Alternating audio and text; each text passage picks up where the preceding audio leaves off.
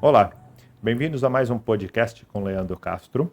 Como sempre, nossas mídias sociais estão aqui para todos que quiserem conversar com a gente, fazer pergunta, vir aqui conversar conosco. Nossas mídias estão aqui. Mais uma vez, estamos recebendo nossos convidados para conversar um pouco sobre obesidade, sobre cirurgia de obesidade, sobre o dia a dia da medicina. Estamos recebendo hoje a doutora Tainara. Tudo bem? Como você está? Tudo bem, ótimo. Estamos recebendo mais uma paciente nossa, a Thalita. Oi. Tudo bem? Tudo. Como você está? Tudo bem. Excelente. Conte um pouco mais para nós sobre você, Thalita. Quem é você? Bem, eu sou Thalita, tenho 40 anos, sou mãe do Guilherme e do Gustavo, casada também com o Juvenal, meu esposo, e sou confeiteira. Sou confeiteira há 9 anos, trabalho com bolos. Então dá para uma confeiteira fazer uma cirurgia bariátrica e permanecer magra? Dá. Você colocou quem para experimentar os bolos?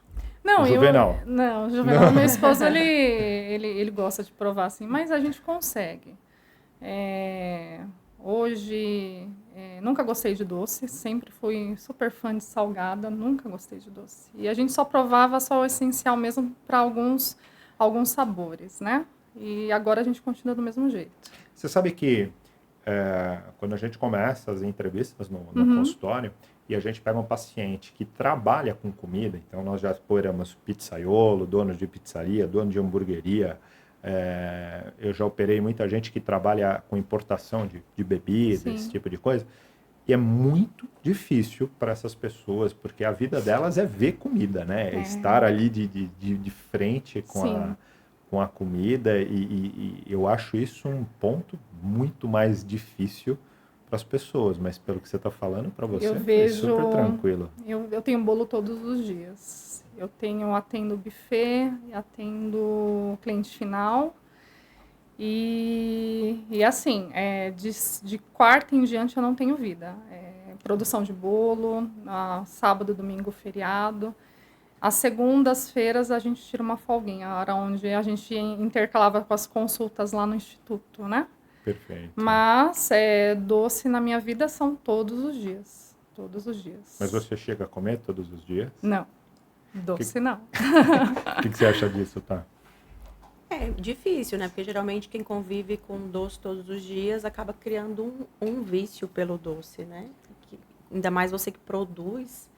Então, é um pouco complicado, mas o bom é que ela não gosta de doce. Então, isso é maravilhoso. Que bom, né? Pegando o gancho dela aqui, deixa eu te fazer uma pergunta. Quando chega um paciente para você, pedindo ajuda para emagrecer, quando ele fala para você que ele é mais comedor de doce ou mais comedor de comida salgada, quem que é mais fácil, quem que é mais difícil e por quê? Sua opinião. Na verdade, quando chega para emagrecimento, geralmente ou come mais carboidrato, salgado, ou come mais doce. Então, eu acho que é difícil igual, porque o vício é o mesmo. Sim, perfeito. Tipo, o vício do carboidrato e o vício do doce é bem difícil de tratar e conseguir tirar. Então, fica sempre na ansiedade, na vontade de comer, na questão da abstinência. Então, não acho que nenhum é mais difícil do que o outro. A sensação que eu tenho, não sei se é compartilhada por vocês, é que o salgado é mais fácil. Por quê? Porque eu acho o salgado mais fácil de substituir. Normalmente, para mim, o comedor de comida salgada, ele quer comer muita quantidade. Então, se a gente enche ele de proteína, a gente consegue manipular ele um pouco mais fácil. Mas se for o salgado da comida de verdade, no caso, sim. O arroz, o feijão, a carne, aí sim, esse é melhor. Agora, se for que salgado em salgadinho, no pão, no amendoim, aí esses são difíceis igual o doce, igualzinho. Eu tinha um grande problema, como ela falou, com o salgado da comida, né? Eu nunca fui muito regrada, né, com os horários. Então, o meu grande problema, eu entro numa produção, eu não tinha horário para me alimentar mesmo. Então, quando eu ia comer, eu comia uma grande quantidade de comida mesmo, arroz, feijão, sempre ia para um delivery, porque nunca é uma comida de qualidade, né? Mas sempre em grande quantidade. Eu nunca fui de beliscar, mas sim de comer adorava um arroz, um feijão fresquinho, muito bom, uma proteína, uma Pra comer um salada. pratão. Sim, sim, sim. E sempre chegava em casa muito tarde, então mesmo assim eu jantava também muito tarde, também como tinha uma quantidade boa de comida, entendeu? Mas não de beliscar. Você se tornou obesa ou você sempre foi acima do peso? Eu sempre tentei emagrecer. Tá. Sempre, mas eu sempre tive muitos bons hábitos. Eu sempre corrida de rua. Então, tinha uma fase que a gente regrava bastante, ia todos os domingos, então foi uma fase muito boa. Então, a gente passava um ano e meio magra e muito altos e baixos. Então, eu emagrecia. Mas eu sempre estava acima do peso. O que você chama? Porque quanto você tem de altura hoje? Eu tenho 1,69. Nós te operamos com quantos quilos? No dia da minha internação, eu estava com 107 quilos. Perfeito. Quando que você se viu obesa? Quando você falou, nossa, tá ruim. Eu não me enxergava obesa. Entendi. Eu não me enxergava acima do peso. Eu me olhava no espelho e eu não me via. Me achava linda, sabe? Não me via o tamanho que eu estava. Entendi. E caiu a minha ficha quando eu comecei a usar um número 50. Porque eu queria comprar roupas e as roupas não serviam em mim. Então, as roupas da moda, as roupas que estava todo mundo usando, a Thalita não usava. E isso, para mim, foi um grande choque. Né? Eu falei assim, não, chega, acabou. Sempre tomei remédio, sempre passei em consulta, tomava remédio para emagrecer, adiantava, dava uma animada, e a gente ia, malhava tudo, e depois voltava tudo a estaca zero, né? Entendi. Mas você já chegou alguma vez desses processos de emagrecimento a ter o cuidado de fazer o desmame da medicação, a continuar o acompanhamento para não ter o reganho? Não. Você sempre chegava no peso atingido e largava o tratamento? Exatamente. Aliás, acho que isso não vou falar que é 100%, mas é a grande mas maioria. Acho que é 99% da história. Sim. Você sabe que eu discuti aqui no podcast, alguns podcasts atrás, sobre o paciente, muitas vezes ele chega no consultório com essa história, doutor, eu já tentei, quer dizer, eu já fiz uma dieta, eu já usei um remédio, eu já fiz várias coisas, aí eu perco peso, ganho de novo, perco peso, ganho de novo. A visão que eu tenho é que você é uma pessoa extremamente esforçada. O maior problema é que você faz esforço por um tempo e cansa, né? Ou cansa, ou não atinge um objetivo, ou atinge um objetivo para uma data específica, e aí você entra naquela fase de esgotamento. Então, assim, por isso que eu não sei qual que é a opinião, eu já conversei isso com você, tá? Mas sobre dietas muito radicais. Eu acho dieta muito radical para quem tem 4, 5, 10 quilos para perder, eu acho fantástico, porque você tem um impacto muito grande. Agora, para quem tem 20 quilos para perder, 30 quilos para perder, a dieta radical ela é muito tortuosa, porque eu acho que ela demanda um esforço violentamente grande e um retorno, então você cansa dela muito rápido. E a chance de você parar ela em algum momento é muito grande. E tem também a questão metabólica em si, né? Se você faz umas restrições muito grandes num tempo, a taxa metabólica cai mais, aí fica num efeito que é o chamado efeito do platô, onde não há mais perda de peso. Então, hoje tem estudos mostrando que nem sempre a estratégia para eliminar peso seja uma restrição calórica exuberante. Muitas vezes é melhorar a qualidade do alimento que o paciente já começa a eliminar peso. Né? Mudar o estilo de vida, tirar alimentos inflamatórios, adequar com alimentos saudáveis, menos industrializados, menos embutidos, só com essa mudança ele já começa a eliminar peso, entendeu?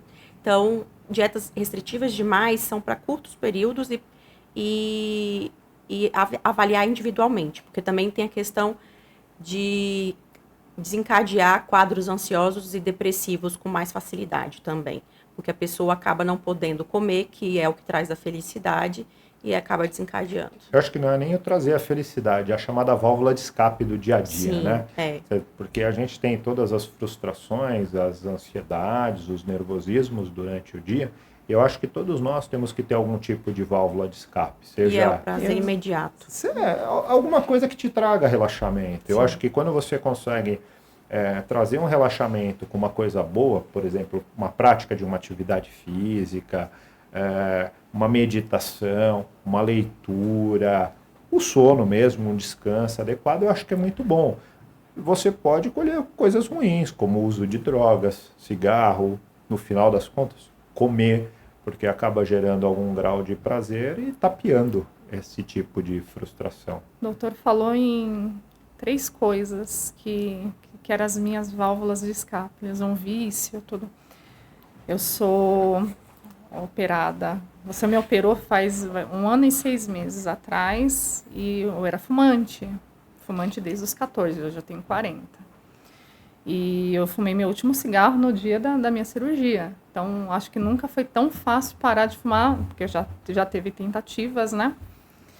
E a minha válvula de escape de um dia cansativo, de um dia estressante, eu gostava muito de tomar cerveja. Eu bebia. Então, eu chegava em casa, era o cigarro, era a cerveja para relaxar, para descansar, entendeu? Então... É muita coisa, né? Muito. Eu acho que o lado bom de, muitas vezes, uma situação um pouco mais drástica, como a cirurgia de obesidade, é aquela coisa de cheguei no meu limite. Então, agora eu preciso realmente trazer uma mudança grande para a minha vida. Eu acho que o paciente que usa isso para causar essa alteração de vida, porque nesse aspecto eu acho a cirurgia bariátrica muito legal. Porque no final das contas, todo paciente que é operado, ele passa 3 a 4 meses sem conseguir comer. A gente fala, são os meses que eu acho bastante tranquilos, assim. Lógico, passa um pouco mal, tá, mas eu acho bastante tranquilo esses 3 a 4 meses. Mas tem um impacto muito grande na perda de peso. Todos os pacientes acabam perdendo 20, 30, às vezes até mais peso, dependendo do ponto de início, e passa a ser visível. E eu acho que um dos pontos que mais pega quando a gente está tentando fazer dieta em pacientes com uma obesidade muito grande e uma dieta restritiva, pequena, que vai tirando ali 3, 4 quilos por mês, que na minha visão é uma boa dieta, mas você não consegue ver resultado. É o resultado. O resultado é ponto fundamental. A gente é viciado também em resultados. Resultado. Não tem jeito. O fato de você conseguir se olhar no espelho e ver um resultado molda o comportamento do paciente no posterior à cirurgia. Eu não sei como você vê isso na clínica, né, no comportamento clínico, mas para mim é chamar o paciente para persistência para ele conseguir ver o resultado. Sim. Eu acho a cirurgia bariátrica fantástica para a obesidade, principalmente pacientes que têm que perder uma grande quantidade de quilos. Só que eles esquecem de fazer um acompanhamento adequado e eles esquecem que a obesidade é uma doença, que mesmo ele tratando-se com a cirurgia, eles precisam de um acompanhamento multidisciplinar. Crônica. Isso. E aí ele acaba tendo reganho. Hoje eu trabalho mais com pacientes que tiveram reganho do que os pacientes bariátricos de sucesso, né? E todos eles que tiveram reganho foram porque abandonaram o tratamento. Isso, abandonaram o tratamento. Fizeram a cirurgia e achou que aquilo era a solução e acabou tendo reganho.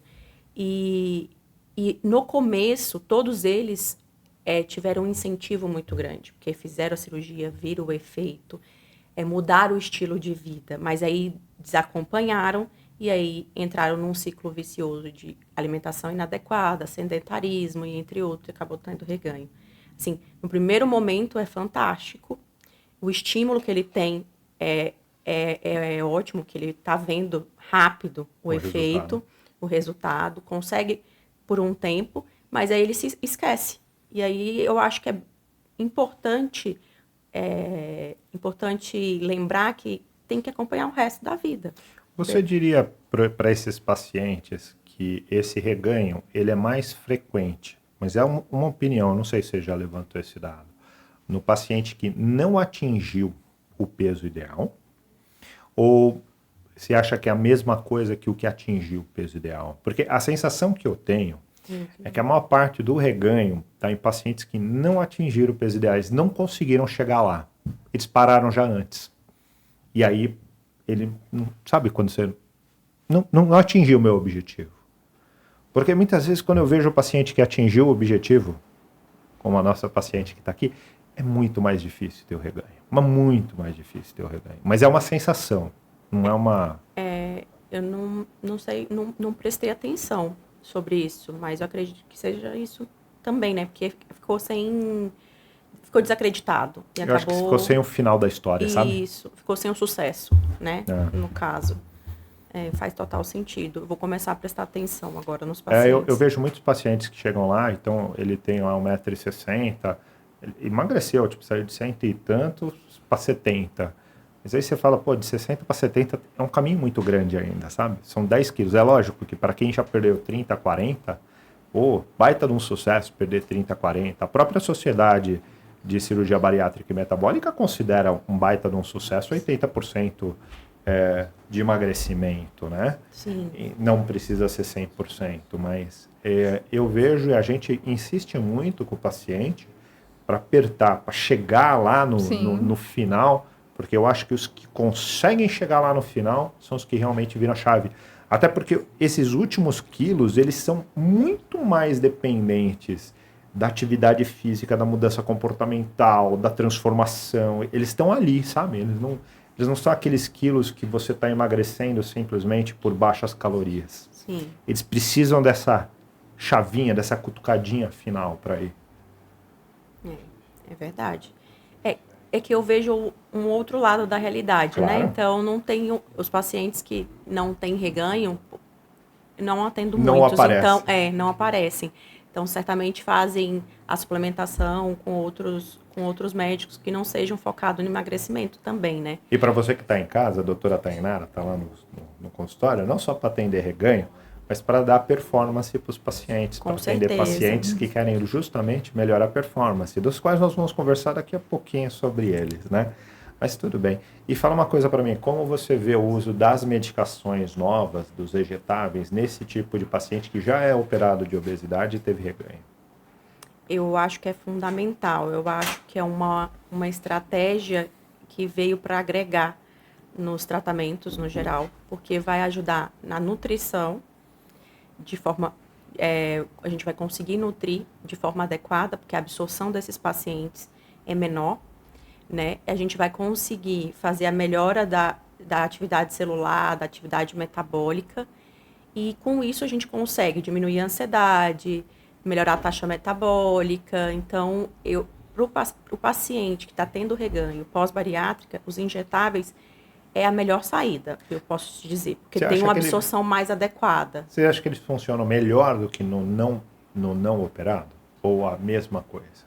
Igual. Você acha que o resultado é o mesmo? O resultado é o mesmo. Para quem não é operado, o resultado é o mesmo. Só que quem é operado, se for para via oral, não vai ter o mesmo sucesso do quem não é operado. Mas o injetável, o resultado é o mesmo. Com certeza. Para você, como está sendo manter o peso? É uma Tranquilo. neurose? É uma luta diária? Não é uma tranquilo. luta. É bem fácil, porque é só fazer o passo a passo. Você operou o estômago, não, a mente não. Então, a mente às vezes te dá um bug, né? Mas se você segue certinho, café da manhã, proteína, suplementação, almoço, lanche da tarde, com o que você já está acostumado junto com o seu exercício físico, é tranquilo. Eu acho que quanto mais a gente come direito, menos a gente tem fome, né? Eu falo com a nutricionista, quanto mais eu pego dieta e tento seguir dieta, você fala assim, gente, a maior parte das dietas bem feitinhas, você não consegue nem comer a quantidade de comida que está proposta na dieta. Eu acho que você tem que comer sem restrição. Claro que você não vai ficar comendo coisas calóricas, mas você tem que comer de tudo. Porque quando você falou, na sua dieta você não pode comer isso, aí dá vontade. Aí que dá vontade e estraga tudo, né? Mas em casa a gente procura comer tudo certinho, regradinho. E não ter o que você não pode comer. Entendeu? Então você mudou as regras da sua casa. Não Seu filho mudei. acabou de dar uma risada do tipo assim, doutora, você me lascou. Eu comia muitas coisas O em Guilherme casa. comia muito açúcar. É. Meu filho optou em cortar o açúcar por ele mesmo. Então, ele não come coisas com açúcar. Então foi uma decisão dele. Decisão dele. Posterior à tua cirurgia ou anterior à tua cirurgia? Foi, eu acredito, eu não lembro, acho que foi posterior. Posterior ou anterior? E ele não come açúcar, então nada que tenha açúcar doce, sorvete. Às vezes a gente vai no shopping em algum lugar, Gui, toma um milkshake. Não, mãe, não quero, sabe? Uma mudança. Muito boa. E refrigerante? Refrigerante eu nunca gostei, mas eu gostava muito de Coca Zero por causa do gás. Nossa, eu adorava o gás da Entendi. Coca Zero. E hoje eu não tomo refrigerante, porque o gás ainda me incomoda, depois, após cirurgia. E eu procuro comer, eu não bebo, eu só bebo depois de 40 minutos, 1 hora da minha refeição. E eu não consigo. É o mundo ideal. E eu não consigo beber nada de refrigerante, eu não tomo. Eu ainda não tomo. Não Tá tomo. certo. E atividade física? Você já me falou que você não está fazendo, mas e aí? não Você tô. está fazendo? Você gosta, não gosta? Gosto. Passou a gostar? Sempre gostei muito de corrida. Sempre corri muito. E eu acho que o segredo de eu chegar na minha meta muito rápido é desde que eu fui liberada com o mês. Para voltar a fazer o exercício físico, Você voltou. eu voltei a correr. E eu tinha uma meta muito grande de diminuir. Não aumentei as minhas distâncias, mas eu tentei diminuir o meu tempo. Então, o meu projeto do 5K foi muito bom. Que legal. Então, todos os dias a gente corria. Você já passou de 5? Já está na meia maratona? Não. Maratona inteira? O mais que eu fiz foi a São Silvestre, só. Já é muita coisa, só 15, São Silvestre, pô. só São Silvestre. 15 com subida, com descida, com um monte muito de legal, coisa. e fora que é emocionante, né? Tem uma corrida. galera que fala que a São Silvestre é difícil Só para São muito Silvestre. por causa do raio das subidas e descidas. Mas eu não tô focando no tempo, na distância, e sim no tempo, né? E agora a musculação, né? Eu não consigo correr. Se for atrás de bola, eu consigo. Se não for atrás de bola, assim, correr por correr é um negócio que não me entrou na mente conseguir fazer. Gosto de musculação, adoro bicicleta, adoro jogar bola. Mas correr, não conseguiu. Sempre foi prazeroso correr. Não consegui. Sabe, acho que é aquele êxtase que o pessoal fala, nossa, depois de uns 5, 10 minutos correndo, aí esquenta. Não consigo achar esse êxtase. A corrida, doutora, é igual à academia. Você vai a primeira semana, você fica dolorido, a segunda também, a terceira. Então, conforme você vai se estendendo, você vai melhorando. Não, mas eu já corri 10 quilômetros em 58, 59 minutos. Eu corri bem. Bem mesmo. Bem, mas assim, não consegui achar divertido, sabe? Assim, a corrida faz pensar. Eu consigo correr. Porque eu gostava de jogar bola, então eu corria bastante, andava de bicicleta, mas eu nunca achei o tal do êxtase, aquela coisa. Por exemplo, quando eu estou andando de bicicleta, eu ando 30, 40, 50 quilômetros, chega uma hora que você vai, você está tranquilo, tem um desafio, você vai lá, você supera, então não consegui achar na corrida. Eu acho que cada um se acha numa situação. Eu também não acho na corrida, não. Mas eu costumo caminhar 10, 12, 15 quilômetros. Mas caminhando num ritmo... Um pouco mais forte. Mas correr mesmo, não tenho também. Eu começo a doer, eu tenho dor no tibial anterior. O meu dói o joelho. Começa a doer desesperadamente. Acho que uns 20 minutos depois que eu tô correndo, eu tô com raiva, sabe assim? Eu tô emocionalmente... Logo, né? Eu tô emocionalmente abalado pro negativo. Mas eu falo muito com o paciente hoje, porque assim, acho que para mim o melhor exercício posterior à bariátrica, acho que é o exercício que o paciente bariátrico mais deveria fazer, a musculação. É reposição da massa muscular, porque acho que é o que mais se perde no processo de ganho de peso. E muita gente não gosta, mas aí é o que eu falo para todo mundo, eu falo assim, olha, veja bem, você pode não gostar, mas às vezes você precisa olhar o resultado. Então, quando você fala assim, poxa, eu quero ter um corpo legal, você bate o olho e fala assim, cara, eu preciso melhorar isso, preciso melhorar aquilo, então é na musculação que você vai melhorar, não é fazendo outra coisa. Então, muitas vezes quando a gente vai fazer uma atividade física, eu acho que tem que olhar para o resultado. Sim. Eu corria porque eu queria jogar bola, não porque eu corria para isso, para ter preparo físico para conseguir jogar bola.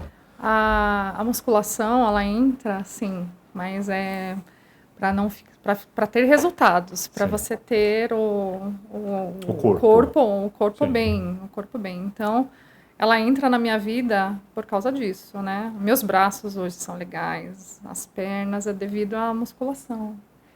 E uma coisa também que é importante é que eu falo muito da musculação voltada à independência na velhice, no idoso.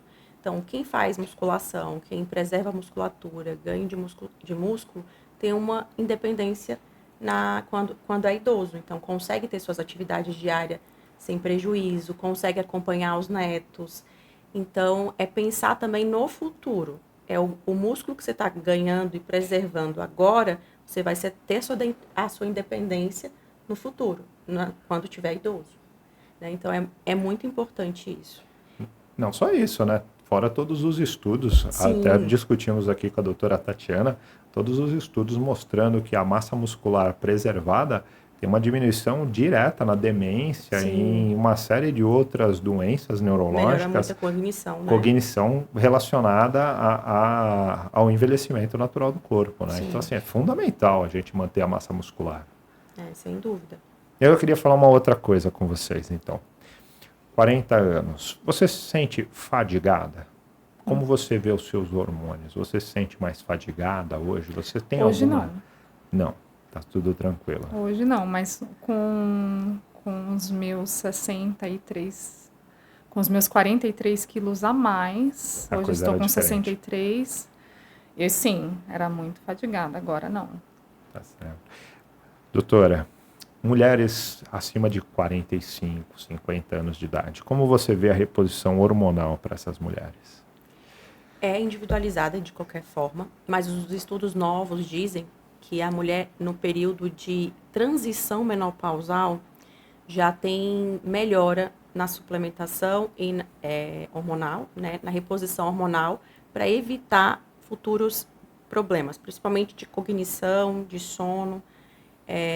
Então, é importante fazer esse acompanhamento no perimenopausa, na transição menopausal, que muitas vezes é o gatilho, é o início de uma reposição hormonal para dar mais qualidade de vida para ela no climatério e na própria menopausa. Você acha que essa situação já da fadiga, da dificuldade de ganhar um pouco mais de massa muscular, da não efetividade do exercício, já é uma sintomatologia da falta, desse começo de falta de hormônio? Sim, tem estudo dizendo que a mulher começa a perder músculo 2 anos antes do início do climatério. Então, sim, é pelo declínio. É que a mulher não começa a observar os sintomas, mas antes do início do climatério, nessa transição, ela já tem alteração do sono, ela já pode ter alteração, muitas vezes, de calores noturnos, que ela pode até se confundir. Tá um dia mais quente ou não, porque não é um calor recorrente. Então, ela tem sintomas, só que ela não para prestar atenção nisso, mas já tem. E aí, nesse período, também já há uma grande perda de músculo. Então, chega a perder uma quantidade considerável. Você sabe que, eu estou te falando na pergunta, porque você sabe que a maior parte das nossas pacientes são mulheres, né? Então, se você pegar estudo da cirurgia bariátrica, 70% é mulher. As mulheres operam com mais frequência do que os homens e a maior parte das nossas pacientes tem acima de 40 anos de idade. E eu vejo muitas delas nessa fase que eu falei para você, de começa a perder peso, começa a ter uma mudança de comportamento, tudo, mas dão uma estacionada.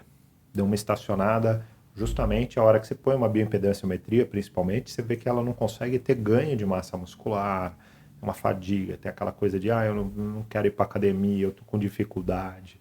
Você acha que já vale a pena para entrar com hormônios para essas mulheres? Sim, vale a pena avaliar para já entrar, com certeza. O que você acha que precisa para fazer essa avaliação? Primeiro precisa avaliar todo o perfil hormonal e avaliar todos os sintomas dela detalhadamente.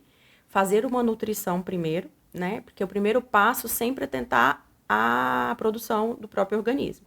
Então, um paciente deficiente, ele vai ter deficiência na própria produção. Então, fazer uma adequação nutricional completa para ir avaliar se realmente está alterado, o que precisa entrar. pouquinho de testo, ela já tem indicação para entrar com estradiol. Estradiol é mais difícil a gente entrar nesse momento. Mas a testosterona, porque geralmente tem a queda do libido também, né? Então, vale a pena. É caso a caso, então, de acordo com o histórico todo. A reposição de melatonina é muito importante, né? Porque a partir dos 30 anos, a gente já tem uma queda na nossa produção de melatonina. E quando já chega no período após os 40 anos, tem uma queda maior ainda. Então, suplementando a melatonina, fazendo a reposição da melatonina, já tem uma melhora da produção de todos os outros hormônios que é produzido durante o sono. Perfeito. E me diga uma coisa, você falou de alimentação. Você vê alguma alimentação como muito vilã da produção hormonal ou outras alimentações que são realmente muito boas para essa produção? A alimentação inflamatória é ruim. O que é a alimentação inflamatória? Rica em doces, carboidratos altamente industrializados, embutidos, que são alimentos mais inflamatórios. No geral, é ruim para a produção hormonal. E hoje a dieta mediterrânea é uma das dietas mais adequadas para a nossa qualidade de vida, assim mesmo, para nossas atividades diárias, para o nosso metabolismo, que é uma alimentação rica, né? Que a gente tem um leque de alimentos saudáveis. Então, dizer assim, uma dieta mediterrânea seria mais adequada e uma dieta mais inflamatória que mais causa a queda dos hormônios. Tá certo. Você se vê desse jeito? Não. Ainda não. Ainda não. Bem.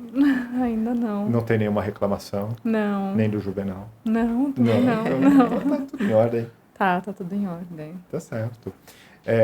Eu tenho mais uma colocação para você. O que você já começou a falar, mas assim, a única coisa que realmente te incomodava na obesidade foi a roupa? Não. O que mais? Para mim era muito difícil, porque dores, né? Você está acima do peso, tudo dói. E o meu dia a dia era muito corrido, eu ficava muito em pé, né? De quarta a quinta, se eu não tomasse um relaxante muscular, eu não levantava no outro dia. Por causa eu sentia muita dor na lombar, sentia muita dor nas pernas. Então, foi uma das decisões para emagrecer, foi isso. Eram dores, problemas de vestiário, que mais? Sim, vestiários. Eu queria acompanhar os meus filhos, né? Eles tinham quantos anos? O Guilherme tem 19 e tinha 18 quando eu operei, e o Gustavo tinha 16 e ia fazer 17. E eu queria, né, mãe, vamos pra piscina. A gente já não tem mais a coragem de ir pra piscina, tudo com o corpo que tá. A gente começa a se esconder, né? Então, vai ficando envergonhado. Sim, com certeza. Deixa de fazer as coisas, não vai pra praia, não é uma coisa mais gostosa, sabe? Fica mais sentada, escondida. As dores, ao sair de casa, as roupas, sempre foi tudo muito difícil. Eu sempre achei que o que nós queremos, muito mais do que só tratar pacientes, é dar liberdades, autoestima. Né? Acho que a autoestima é o bem mais valioso que a gente autoestima. Tem, tá? E quando a gente estava falando aqui de não voltar a engordar, por isso que eu falo que tem que chegar lá, porque é onde o ponto mais alto da autoestima para conseguir se manter lá. A autoestima. Mas ganhar liberdade por hoje, então a gente, além da obesidade ser uma doença, eu acho que você tem a liberdade de escolher a roupa que você quer. Exatamente, não a roupa de escolher. Exato. Ter a liberdade de brincar com as crianças, abaixar, brincar, estar junto. A gente se priva muito quando a gente vai engordando, seja se privando de sair, seja se privando de ir nos lugares porque está envergonhado. Não sentir dor. Dor, então, nossa, nem se fala, porque nosso corpo não foi feito para obesidade. Hoje eu não sinto dor. Sabe o que é não sentir dor? Eu acordava com muita dor de cabeça, eu acordava com muita dor nas costas, na lombar. Eu não sinto dor. Mas veja, você hoje tem uma massa muscular compatível com a movimentação do teu corpo, né? O problema da obesidade é que você passa a ter uma massa muscular inferior ao que você tem para locomover todos os dias, né? E por isso você vai ter dor, não aguenta, o corpo simplesmente não aguenta. Fora que o corpo funciona melhor, ele está muito menos inflamado, uma série de coisas começam a se funcionar da maneira mais adequada ao corpo. E você chegou a tomar essas medicações injetáveis? Injetáveis, né? não. Você não chegou a pegar? Sim, a gente conversou, tentou incluir, mas eu achava que era uma coisa com um valor muito absurdo para você entrar. Eu já conhecia gente que tomou e em curto prazo de tempo, quando parou, engordou tudo de novo. Então eu coloquei muito na balança, falei assim, gente, eu não vou entrar nessa dessa moda injetável para voltar tudo ao normal de novo. Mas aí é uma percepção errada, porque o injetável, ele tá ali, não é só para estímulo metabólico e só para emagrecimento de fato. Ele tá ali para suplementar o que você precisa. Então tem o injetável de vitamina D, tem o injetável da vitamina B12, inclusive tem a B12, a gente tem a metilcobalamina, que já é a fórmula que vai ser absorvida pelo nosso organismo, que não é o que tem na farmácia normal, que é a cianocobalamina, que ainda tem que ter a conversão para metilcobalamina no nosso organismo, daí ser absorvido. Então, o injetável não é só para ajudar na questão do emagrecimento e na parte metabólica, é para te nutrir. Então, tem uma absorção bem melhor. Eu não cheguei. Não peguei. Não. Eu acho que aqui é aquela discussão que a gente estava tendo sobre o início de um tratamento e ter o final do tratamento. Exato. Né? Sim. Eu acho que a maior parte das pessoas iniciam o tratamento. Você tem muitos pacientes que você finalizou o tratamento? O tratamento de pós-bariátrico? O pós-bariátrico, para emagrecer, que você chegou e falou, você está de alta. Eu nunca dei alta. Não, ou seja, para paciente você já conseguiu chegar ao final do tratamento. Já chegou ao final, o tratamento ao peso desejado, mas eu sempre bato no martelo que... Assim, não tem alta no sentido de não ter alta pro resto da vida, mas... Sim, então já. Sim, já cheguei até o final, chegou no peso desejado. E aí você fez a parte de desmame, de medicações, esse tipo de na coisa? grande maioria a gente faz o desmame, a gente deixa uma dose mínima da medicação, que ele não vai ter reganho. Porque não adianta tirar toda a medicação em si também, porque o paciente vai voltar a ganhar peso, né? Porque a gente tem que continuar o tratamento, dependendo de qual é a causa da obesidade, qual é o foco da obesidade da pessoa, do paciente. Então, a gente chega até o ponto desejado, faz o desmame que é possível fazer, certo. E aí continua acompanhando, porque senão vai ter reganho. Você sabe que muita gente não sabe, mas essas medicações foram feitas para tomar pro resto da vida. Tipo, ela tem segurança para você tomar pro resto da vida, se precisar. Né? E todo mundo acha que quanto mais tempo eu tomar, pior. Não a medicação é extremamente segura para ser tomada pro resto da vida. É porque a população ainda não tem consciência que a obesidade é doença crônica, que requer tratamento o resto da vida. E aí as medicações que são liberadas para a obesidade hoje, elas são para usos crônicos. É só porque ninguém quer ficar com dependente. Isso. Eles dizem que é uma dependência. Mas da mesma forma que você tomou uma medicação para uma ansiedade, você também tem que tomar para a obesidade, para tratar, para não ter o reganho, né? Para não voltar a ser obeso. Você sabe que eu vejo essa colocação sua, até da ansiedade. Eu acho que os pacientes precisam cada vez mais entenderem que você não tem que ter medo de tomar remédio ou de ficar tomando remédio. Você tem que ter medo de não mudar. Isso. Porque o que você precisa entender é que você precisa ter hábitos saudáveis, você precisa mudar para que você possa parar de tomar o remédio. Porque esses remédios, eles não estão atingindo a cura da doença, eles não estão sendo feitos para curar algo. Tipo, um ansiolítico não está lá para curar a ansiedade. Os remédios para emagrecer não estão lá para curar a obesidade. Eles estão lá para te ajudar com uma sintomatologia. Mas muitas dessas doenças têm... Hoje o que a gente pode mudar são os comportamentos relacionados a essas doenças. Então, se você não fizer uma terapia, se você não fizer um acompanhamento nutricional, se você não fizer um acompanhamento físico, se você não mudar os seus hábitos, você ficará refém do uso dessas medicações. Você não quer ficar refém? Use-as até você conseguir ter uma mudança de comportamento. É isso mesmo.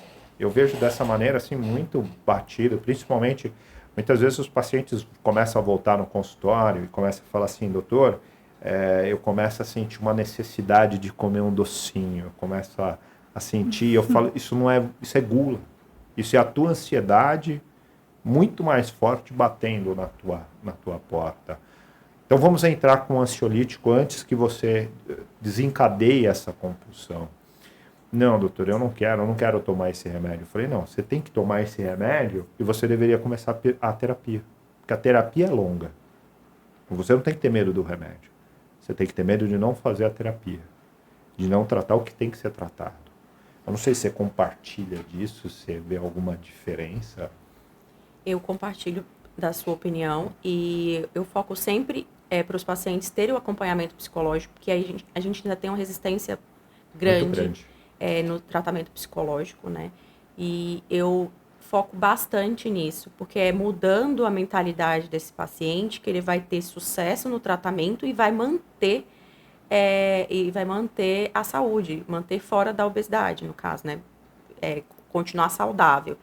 Então, eu foco muito no tratamento psicológico e tento tirar um pouco essa crítica dos pacientes com os psicólogos, com os terapeutas.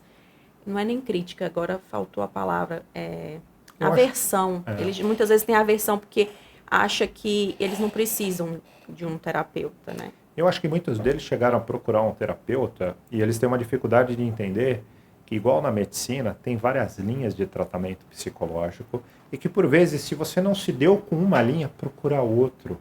E se não deu com um profissional, procure outro. Porque, assim, às vezes tem que ver qual é a linha que cabe a você. Por exemplo, lá no consultório tem pacientes que gostam de sentar e conversar. Tem pacientes que gostam de ir lá e serem chamados à atenção.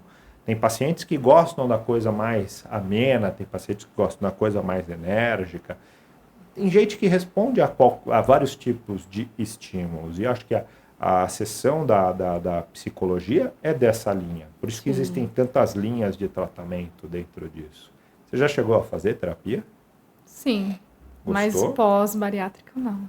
Antes. Depois da cirurgia, se resolveu. Sim. E olha que você passou dificuldade, porque você teve um monte de vício para mudar. Várias tentativas, várias vezes de parar o cigarro e não consegui. É difícil. Sim. E dessa vez foi muito, muito fácil. Muito fácil. E fala uma coisa para mim que muita gente reclama. O marido ficou com ciúmes? Ele aumentou em 10% ou 100% os ciúmes? Não aumentou. Ele é bem tranquilo. A gente é bem tranquilo. Entendi. Ele sempre me apoiou. Ele tá balançando a cabeça, tá? Você não consegue ver, mas eu consigo. Ele tá balançando a cabeça e dando risada. Ele sempre me apoiou. Não, eu imagino que sim. Quando eu falei para ele que ia fazer a bariátrica, que eu queria fazer, ele falou, não, você não precisa. Você não precisa fazer bariátrica. Eu falei assim, não, João, eu vou fazer, porque eu quero. Mas ele sempre foi em todas as consultas, ele sempre me apoiou, ele sempre foi comigo, mas ciúmes não. Não, pelo menos não demonstra, né? Ele é bonzinho. Ele é bonzinho? É. Por que você não queria que ela fizesse a cirurgia? Ou você não queria, ou essa foi a colocação dela? Na realidade, era mais uma questão de apoiá-la e de qualquer forma que ela estivesse. Né? É como se o amor fosse maior do que a questão da aparência física, enfim. E também por falta de conhecimento, né? Por falta de conhecimento do resultado do efeito que a cirurgia ia fazer. Então, assim, hoje, por exemplo, eu sou baita fã, tenho amigos que eu comento, pessoas do meu círculo de amizade que eu recomendo, né? No sentido de ganho de qualidade de vida. Né? Legal. Ao ponto de olhar e falar assim, olha, se hoje eu tivesse que tomar essa decisão, eu não pensaria 2 vezes. Mas justamente por conhecer quem era a Thalita antes e o que é a Thalita depois. Não só fisicamente, que a gente vê hoje fisicamente, né, toda a beleza física, mas muito mais pela qualidade de vida. Perfeito. Você acha que captou o som, mestre? Captou? Então tá bom. Mas foi bom. O Instituto Castro, quando a gente foi procurar, quando eu marquei a primeira consulta com o Dr. Luiz, E eu tava morrendo de medo, né? Porque o doutor ia olhar para mim e ia falar assim, o que você tá fazendo aqui? Porque todo mundo pensa que para chegar a uma bariátrica tem que ser aqueles obesos de 200 para cima, né? Aí o Juvenal, tá, você não precisa disso. Eu falei assim, não, eu vou ver, vou tirar a opinião, vou ver o que o doutor fala para mim. Perfeito. Depois de todas as consultas, mostragens de exames, tudo que ele foi comigo na palestra, eu acho que a palestra foi o Divisor de águas. de águas. Você sabe que eu converso com muitas pessoas e o que as pessoas não entendem ou não enxergam é que o paciente que é obeso, então ele começa ali naquele IMC 30, então a pessoa que já tem ali uns 20 quilos acima da altura, ele tem a mesma doença que uma pessoa de 200 quilos. Essa pessoa de 200 quilos passou por esse ponto. Ele só não mudou. Então foi uma questão de tempo para você chegar lá. Porque a doença é a mesma. Ela não muda. Muda? Você vê uma mudança tipo assim, você vê uma mudança lógico, você tem um tratamento mais longo quando você pega um obeso com mais peso a ser perdido, mas se você olhar para a doença, nós tratamos exatamente da mesma forma. Da mesma forma. Não muda a característica do tratamento. Se ele for tratar clinicamente, nós vamos tratar com os mesmos tipos de remédios. Se ele for tratar cirurgicamente, nós fazemos praticamente o mesmo tipo de cirurgia, salvo grandes exceções, porque a doença é a mesma. E as pessoas só esquecem que você vai chegar lá se você não mudar o teu comportamento. Exatamente. E foi quando eu cheguei e falei assim, não quero mais. Eu quero alguma coisa que me dê resultado. E foi o que aconteceu. Foi 8 meses em busca disso e a minha qualidade de vida hoje, né, é maravilhosa. É impagável. Nossa, nem se fala. E é importante também falar que a doença é a mesma, só que com o aumento de peso gradativo, as comorbidades, as outras doenças vão surgindo com mais frequência. Quando você operou, você tinha alguma outra doença além da obesidade? Diabetes? Sim, eu era pré-diabética, eu tinha um ovário policístico, eu tinha Gordura no fígado? Gordura no fígado grau 2 e colesterol. E se você deixasse chegar aos 200 quilos que você falou, certamente você seria hipertensa, não seria mais só pré-diabética, já teria uma diabetes Sim. de difícil controle, já poderia ser cardiopata, entre outras doenças que acarretaria com o peso. Isso porque nós não estamos falando dos problemas articulares, Sim. que são todas as degenerações articulares que acometem todos os que estão acima do peso em seus graus mais variados e que vão gerando as dores crônicas, Exatamente. as outras intercorrências. Assim, a obesidade ela mexe com todo o peso e vamos conversar. Em que momento que você começa a ficar acima do peso, como nós falamos, que já começa a ter alteração hormonal? Que eu saiba, sobrepeso já no sobrepeso você já tem alteração já hormonal negativa, né? Porque, na verdade, você vai perdendo hormônio e vai facilitando cada vez mais a presença da obesidade. Ou tem o excesso do hormônio, por exemplo, em mulheres com sobrepeso, tem o excesso de estrogênio, né? Também. Ou tem deficiência ou produção inadequada pelo aumento do tecido adiposo. E aí você tem aumento de ansiedade, aumento do nervosismo, aumento da gula. Sim.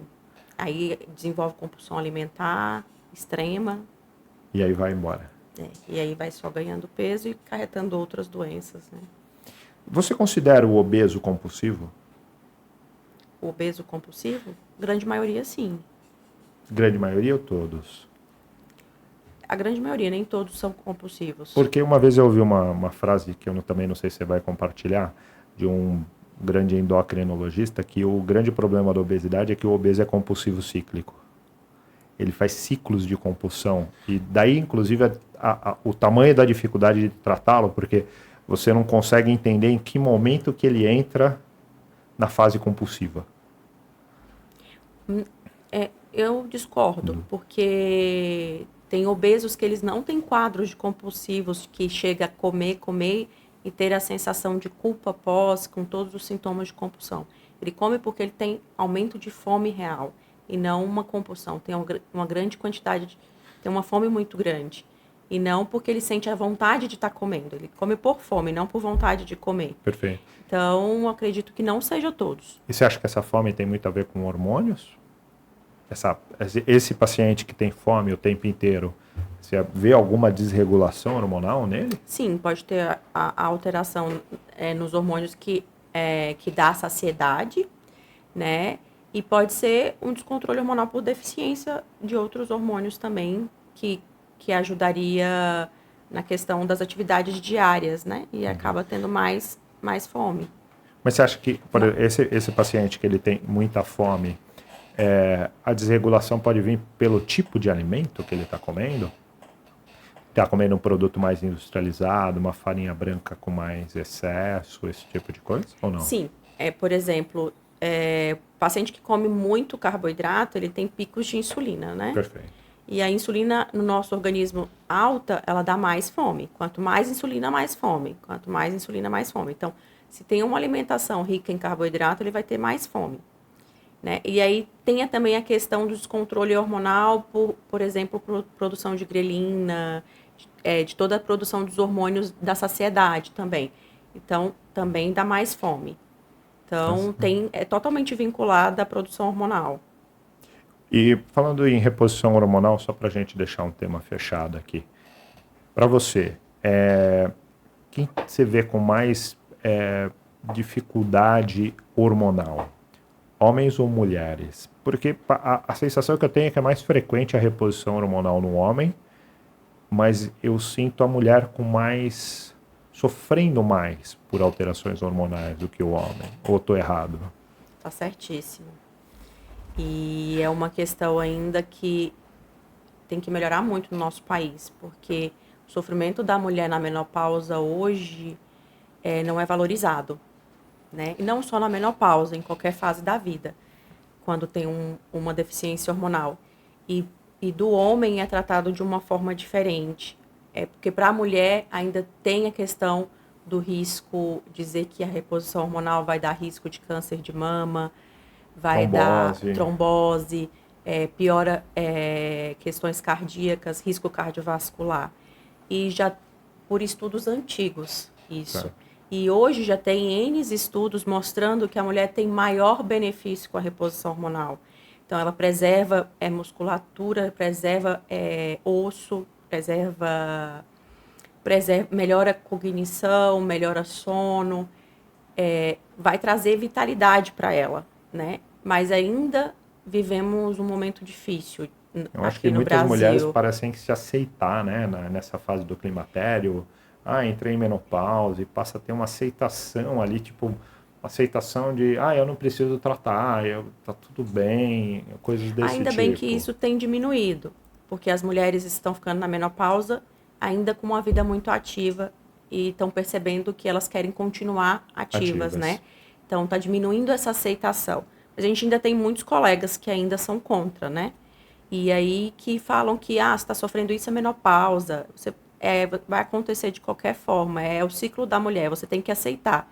Eu não estou dormindo bem, estou com fogachos, é da menopausa, tem que aceitar, é um processo da mulher. Tem muitos colegas que ainda falam isso, né? E tem muitos pacientes que têm um medo muito grande e querem aceitar isso, né? Então, acho que é de tudo um pouco. Eu vou falar, é uma briga diária que eu tenho com as pacientes para que elas procurem o tratamento, para que elas vão atrás de fazer reposição. E eu acho que quando precisa a reposição é um negócio absolutamente fantástico. Sim. Fantástico. Assim, é uma mudança da água para o vinho quando acerta essa reposição hormonal bem feitinha. Eu tenho uma paciente de casa, que é a minha mãe.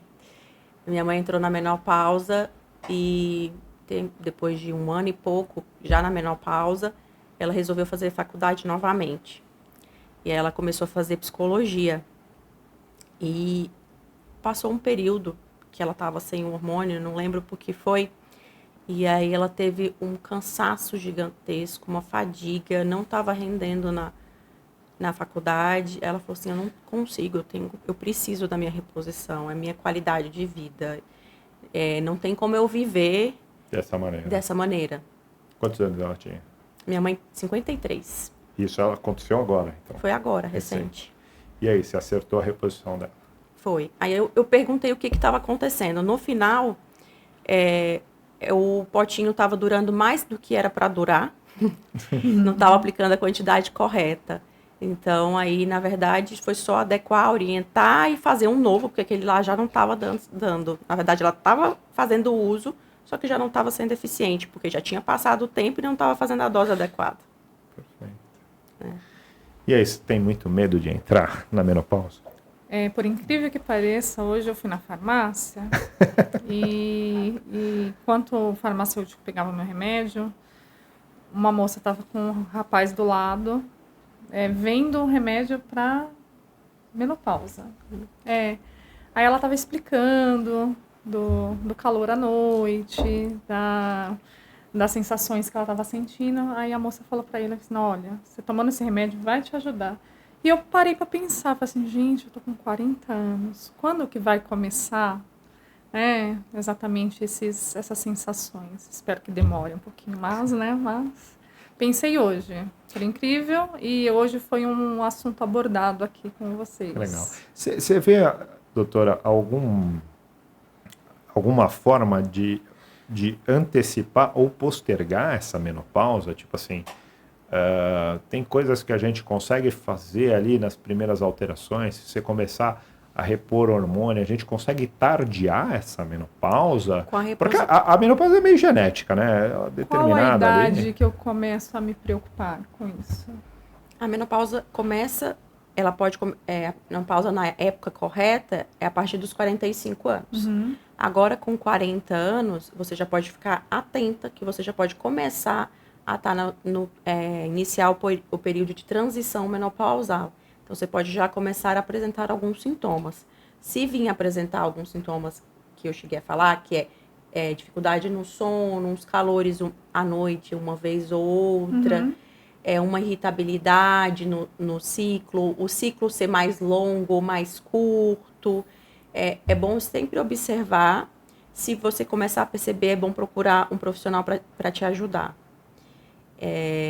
Que aí já é bom iniciar uma suplementação adequada, ou muitas vezes até já repor alguma coisa que precise. E você acha que fazendo isso a gente consegue prolongar essa menopausa da mulher? Então, para prolongar, para demorar a vir, né, no caso, não tem nada que faça com que deixe ela mais tardia, a menopausa, mas nada comprovado, né, cientificamente, assim. Mas se você fazendo uma alimentação adequada, uma suplementação adequada, a tendência a gente empurrar isso um pouquinho mais. Isso. Tá certo. Retardar. E você vê, eu acho hoje, eu não sei como está a tua visão também, o DIU para a mulher fantástico em termos da vida, da manutenção da menstruação, esse tipo de coisa. É uma coisa que eu acabo incentivando bastante no pós-operatório, porque quando a paciente mulher começa a perder peso, a irregularidade menstrual começa num negócio assim muito drástico no primeiro ano, né? Aí normalmente leva às vezes até 1 ano e meio, 2 anos para realmente assentar. E aí, justamente por essa irregularidade levar às vezes a anemias pós-bariátrica, eu recomendo bastante o uso do DIU. Você vê o DIU de alguma maneira ruim ou você não tem uma leitura nenhuma sobre ele? Eu acho o DIU ótimo. Fantástico. Tanto o não hormonal quanto o hormonal. O não hormonal, por não ter toda a interferência, para a mulher que precisa só prevenir, o não hormonal é ótimo. E o hormonal é bom para essas mulheres que têm um ciclo inadequado, porque ela tem ação mais local, não tem uma ação sistêmica igual o anticoncepcional. Para as mulheres que estão entrando na menopausa também, que tem essa alteração do ciclo, quando ele ajuda a prevenir o útero quando você inicia uma reposição hormonal, porque a gente previne, muitas vezes a gente fica mais tranquilo com a questão da progesterona para prevenir o útero, né? Então, é ótimo.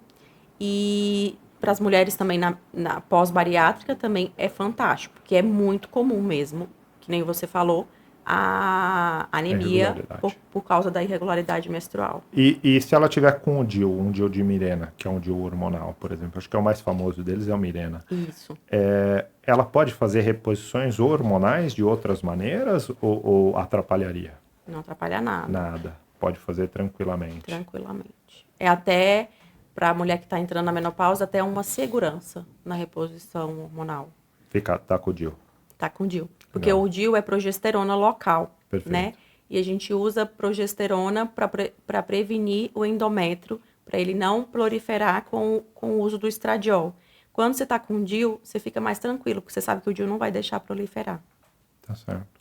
Uma última pergunta, prometo agora. Nós já estamos aqui há bastante tempo, mas eu estou curioso.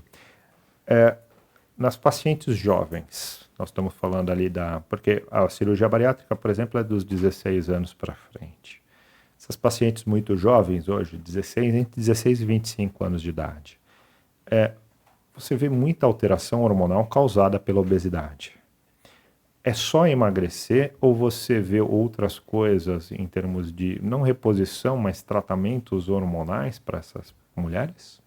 Dificilmente necessita de reposição hormonal. O emagrecimento já é suficiente. A não ser se ela tem uma síndrome do ovário policístico, se ela tem uma endometriose, aí sim a gente tem que tratar. Mas, se não, só o emagrecimento na questão hormonal já é o suficiente. Tá certo. Querida, algum recado que você queira deixar para nós? Não, só acho muito importante essas reuniões, esse bate-papo. Acho muito legal. Tem muita gente com dúvidas. Isso é muito esclarecedor. Então, quando me fizeram o convite para estar aqui, eu falei assim, não, eu venho porque é prazeroso falar do processo, é prazeroso falar do pós, é prazeroso falar do medo do antes e o de agora, que a gente vive, né? Isso é muito importante para ajudar as pessoas que não conhecem o processo e se tem dúvida, decidir o que vai fazer, né? Foi muito difícil o processo? Não. Foi tranquilo? Foi fácil porque eu já estava decidida. Eu sempre comparo muitas coisas da cirurgia de obesidade com o ato de fazer tatuagem. Eu não sei se vocês têm tatuagem, mas... Não tenho uma. Você tem uma? Eu não faria nunca, porque eu sou mole para dor. Eu não faria nunca, porque eu acho que dói demais da conta, mas eu acho que o processo de fazer uma tatuagem é muito semelhante, sabe? Você está tão decidido com aquilo, sabe? Você tem uma coisa tão bem orientada na tua cabeça que você supera, inclusive, a dor. E eu acho que a cirurgia bariátrica ela tem que estar na mesma situação. Você tem que saber exatamente o que você quer, por que você está fazendo, o objetivo que a gente vai alcançar, porque o processo é difícil, e não é fácil. Não é fácil. A dieta é difícil, o pós-operatório é difícil, mudar é difícil, mudar a vida, às vezes, da casa, a rotina da casa, é difícil. Meu difícil do pós foi comer. Não foi nem a dieta líquida, nada, foi comer devagar, porque eu sou muito elétrica, minha vida é muito corrida. Ao sentar e ao comer, eu Você está falando da vida do paulista, comia né? muito rápido.